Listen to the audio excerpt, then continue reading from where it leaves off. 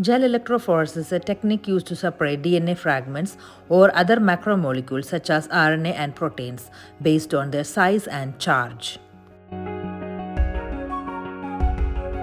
TAE buffer is poured into electrophoresis chamber.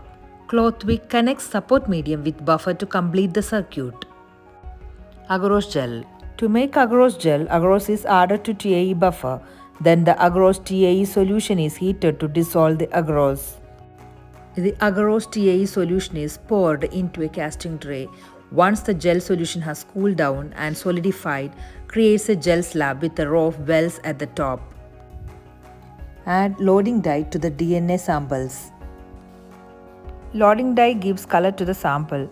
It helps to track how far the DNA sample has traveled and also allows the sample to sink into the gel.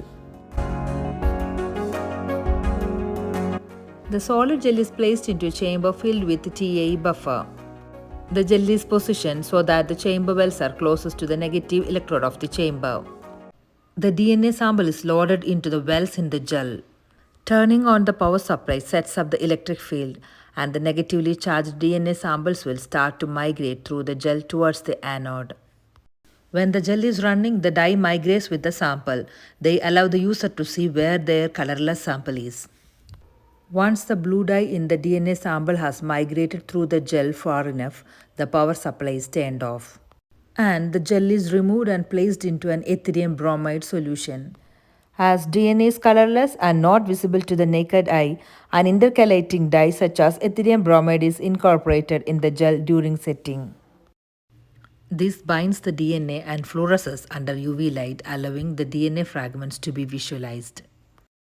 At the final step, the Ethidium Bromide stained agarose gel is then exposed to UV light and a picture is taken. DNA bands are visualized in from each lane corresponding to a chamber well. Here you can see that the smaller molecules migrate through the gel more quickly and therefore travel further than larger fragments that migrate more slowly and therefore will travel a shorter distance. As a result, the molecules are separated by size.